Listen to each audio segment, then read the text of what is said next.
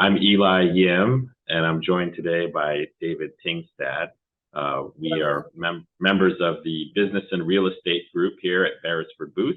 And today we wanted to take a few minutes to talk about understanding triple net leases, which we see all the time when helping either our landlord or tenant clients who are entering into a commercial lease for their premises. So welcome. And really, to start, I think we want to take a step back and talk a little bit about what are triple net leases. First, I guess as a base of understanding, no pun intended, there's a full service gross lease that you see on occasion, not very often these days, to be totally honest, but that would be where everything is rolled into one lease payment. Not a lot of transparency with that, right, David? It's just kind of a number, and it will tend to be on the higher end because it accounts for every bit of whatever the landlord may consider a kind of a market rate for the commercial space. Has the benefit of simplicity, I suppose, but there's no wiggle room there. It's just, there's the number, that's what you pay. It's typically better for the tenant over the long run, but yeah, it's not much mystery to the full service lease. Right. I mean, you're right. It's simplicity. It gives you the one number that you can count on over the course and term of the lease. So are you saying there's numbers you can't count on in a triple net lease? I am in fact saying that number may change over time in ways that maybe you don't foresee. Yeah.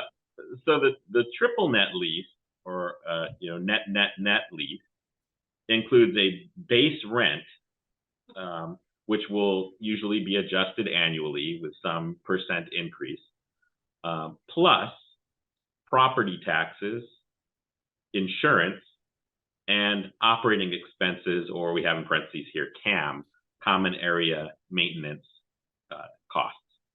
So just to take a step back, base rent will then tend, especially if we're comparing it to the full service gross lease rent payment, it will tend to be lower, right? I mean, and so at first blush, I mean, you have the certainty of knowing that there's this base rent cost, and it will not scare you in and of itself, because it is just what it is, rent without these other expenses built in. So it will tend to be certainly lower than what you would see with a full service gross lease. But you take that base rent and you add to it on a monthly basis your pro rata share of the property taxes, insurance, and operating costs. And what I mean by that pro rata share, let's say that you are in a multi-tenant building or facility or premises. You would take your square footage and calculate what your pro rata share of the square footage is. And then as you add the taxes, insurance, and operating expenses together, or whatever those may be estimated over the course of the 12-month period, you then take your pro rata share of those expenses and then calculate it out on a monthly basis. Let's throw some numbers at that real quick. Okay. Let's just take and hopefully easy example with my math challenges. Let's say you have a space, an entire building that's all of 1,000 square feet, and I am renting 100 of those square feet. So my pro rata share of the property taxes would be 10%. Mm-hmm. And so if the triple net were, or I'm sorry, if the base rent were $100 and the property taxes were $10, I'd pay 10 plus $1. Did I get the math right? Well, you'd pay your $100 base rent. Yep. Right. Then I guess it would be easier if we said you had a 12% share. Yeah. Right, because yes, you would take your $100, or if you did 12%, your $120 share of property taxes, divided over the 12 months. you would add $1 to your monthly base rent. Gotcha. I see. So the number that I was throwing out, that was for the annual, if the property taxes were Correct. $10. And so let me ask you this. If I'm the tenant, do I pay the property taxes like, what they're due in April and October here in Washington? Do I just pay those in April and October, or do I pay them every, a little bit every month? Right. So you would not pay them every month, right? But you would pay, it would be worked into your monthly rent payment. And oftentimes then the landlord will have to estimate what the property taxes will be, or better yet, depending on what cycle your lease is on, that they will get that number around February or March of the new year. And so at that point, there can be some certainty to that number. But people tend to have a pretty good sense of what those numbers will be in advance of, let's say you were on some estimate that was to be calculated at the beginning of the calendar year, then you could certainly, I think, get pretty close to that.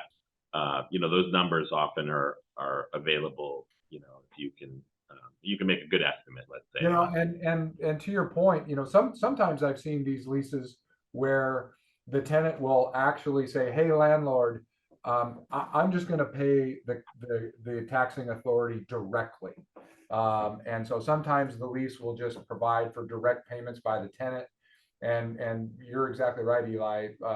Sometimes it's the landlord pays the taxing authority and just collects it over time from the tenant. So that's kind of one of those things that varies from time to time. Yeah, and with that kind of arrangement too, I think it depends on the nature of the property, which I think we'll talk about in a little bit too. But certainly, you have more flexibility in that regard if you are a single tenant in a single tenant building. Yeah, no, that's a great point. In fact, it almost always works that way when you're the only tenant. That's it. But you're never going to do that if you're in a shopping center, right? You're not, because how in the world could you do it? But yeah, that's a great point.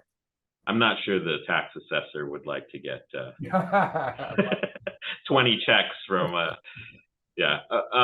So yes. So to answer your question though, across all of these triple net costs here, David, though, we would take then whatever the cost is for taxes, insurance, operating expenses, calculate your pro rata share of those things, and then apply payment of those expenses monthly over a 12-month period. And this is one of the reasons, we keep using this term pro rata, but this is one of the reasons why it's really important for tenants to know precisely, one, what the square footage of the building is. And there's a difference when this is beyond the scope of this particular webinar, but there's a difference between rentable square feet and then the total square feet of a project. And understanding what you're paying on your pro rata share of, I mean, it can make a big difference in percentages. And so it's something for tenants to pay attention to and make sure they know what they have in terms of square footage and what the overall square footage of the project. That's a really great point. I think you need to be cautious both on the denominator, which you're talking about, right? The square footage that you're going to apply across the entirety of the property as far as rentable square feet, and also the numerator, right? I think these leases contain language where the landlord disclaims any responsibility for exactly what your square footage is. Right. So it behooves you to have an accurate read on that number, independent of whatever may be provided by the landlord. Right. Okay, and so we do not see these as frequently, but single or double net leases are also types of leases where the single net is often just a base rent plus property taxes. The double net would be base rent plus taxes and insurance. All right. So gets a little tricky when we start talking about operating expenses or CAM expenses, trying to figure out where you're drawing the line on these things. So in essence, it's the costs of operating, maintaining, replacing, repairing the premises or the building or the property. And so you can see that just in and of itself, where you draw the line on those things. So maybe see our handy dandy graphic here. Maybe that includes pest control. Okay, I could see that. Parking lot maintenance, sure. What about things like roof repair or replacement? What about elevator maintenance or repair? Things that really you can see as being much more costly endeavors.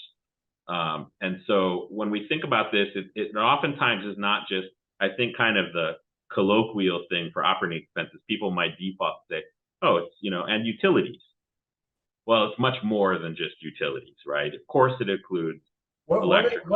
What if you have someone who's standing at the entrance to the building and opening the door for people, called a butler? I've seen it. And, really? Oh yeah. And what if on top of that, because it's crazy, and Eli, you've seen a lot of these. So you have the definition of what these operating expenses are in the lease, and I'm holding up my hands like this because this is how long the paragraph is for everything that's operating expenses. It's almost impossible to read because it's just this really long list of all these possible things. And right. What the landlord also does, and I'm not, by the way, throwing landlords under the bus. We represent a ton of landlords, but you've seen this, Eli, where they also have they throw in a management fee. Yes. The landlord's managing its own property, and the tenant has to pay the landlord, in addition to the rent, another fee just for the privilege of the landlord stopping by and picking up checks. Anyway, you're absolutely right. It is funny because the visual of what you described as, the paragraph, it is use of the series comma. I'm surprised they don't just put an etc. at the end of it, because it can name everything under the sun. Yeah. And there are things that you can imagine that, again, intuitively you would think would be included in the operating expenses. But the amount of wiggle room here, or the line drawing exercise of what is or is not an operating expense, I mean, that actually is where there's room for some negotiation, for sure, or the inclusion of a normal wear and tear provision or something like that. But oftentimes it comes back to something else that we don't always talk about, but invariably comes up when we look at lease agreements, and that is there's a power disparity here, right? That the landlord is holding the cards, in large part, and so you cannot make absurd demands on either side, but really the landlord is the one who is in a stronger position at the negotiating table, I think, for the most part. Well, and one of the challenges that we see is not just, as you enter into the lease, certainly that's the important time, but where the tenant may not understand everything that they've agreed to, because at the outset, the landlord is going to estimate what these operating expenses are for a year. And then what happens is at some point during the year or at the conclusion of the year, the landlord does a reconciliation. And says, okay, we estimated it was going to cost, $25,000 in our operating expenses. Turns out it was $35,000. That's a problem, because now all of a sudden, all those tenants who, have been budgeting, for expenses little by little throughout, all of a sudden they get hit with a large number. And nobody likes surprises. And then certainly that's where there can be, some games being played. So it's important for the landlord to have a process for understanding not just what the operating expenses are, but putting them together and frankly communicating with the tenants as they go forward. So, hey, lots of snow this year, so snow removal is part of the operating expenses. Right. You're going to pay that at the end of the year, kind of a thing. And for tenants also to not think that these operating expenses, this is all I'm going to pay. It's not. It's an estimate. It changes over time, and everybody needs to be prepared to look at the numbers and do the math. But by golly, I mean, you're right, Eli. Certainly, the landlord, has the power, but also has the information.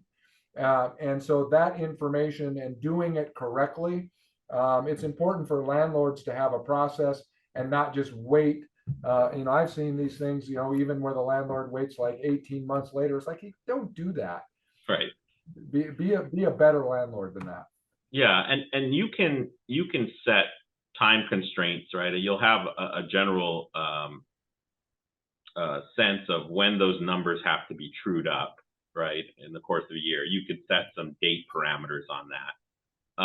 Have you seen provisions often where you can cap what that underpayment can be, like where you would have to then kick in additional money as a tenant?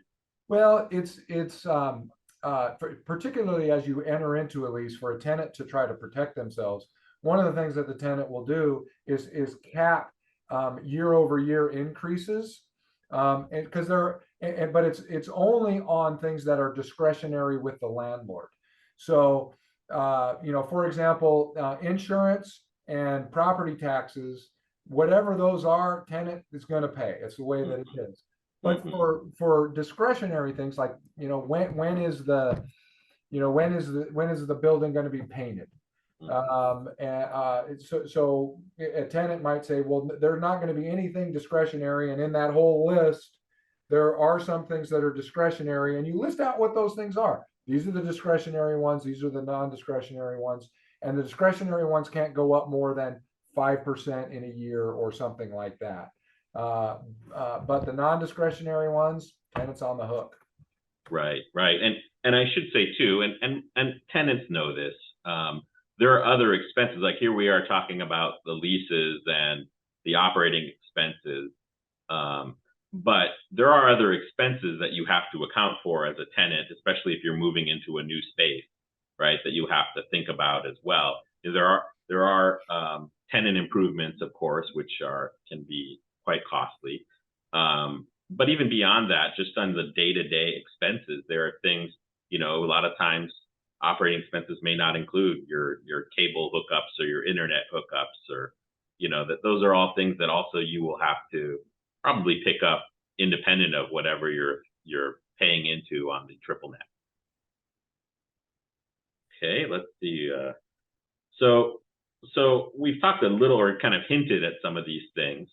But when we think about the advantages and disadvantages of triple net leases, first of all, from the landlord perspective, these tend to be longer term leases, or leases that include options for extension, and so it minimizes the risk for the landlord.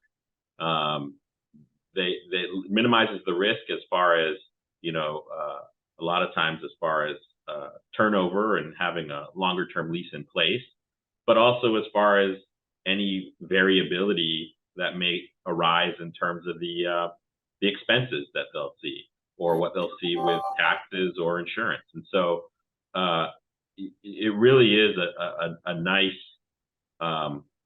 easy tool, I think, for landlords to manage their risk. David, do you have any thoughts on some other?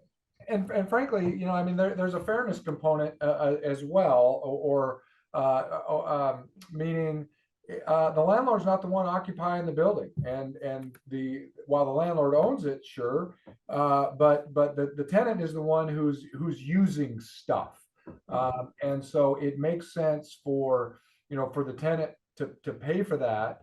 It also tends to lead to, I think, buildings that are run, maintained, and managed better. Of course, the tenant may be paying a little bit more. They're paying maybe less rent, but more in terms of the bulk payment. But the landlord does not have a disincentive to spend on the building. Right. So for tenants who want to, hey, look, the tenant doesn't have to do the repairs. The landlord has to do them. It's just that the tenant has to pay for them. So I mean, there's a benefit to that as well. And so I think I come back to that idea of fairness. That makes a lot of sense. And certainly, it does help the landlord organize itself because the landlord has a long-term mortgage that it has to pay typically, and it can plan for itself what its return on investment is going to be because it knows it's getting the rent. It's not getting that other money. Let's face it, the landlord's not putting the triple net money in its pocket. Maybe indirectly in terms of the value of the building or maintaining the building, but so anyway, I think I actually think it's that the triple net. I think it works for the tenant and the landlord, and it's fair for both.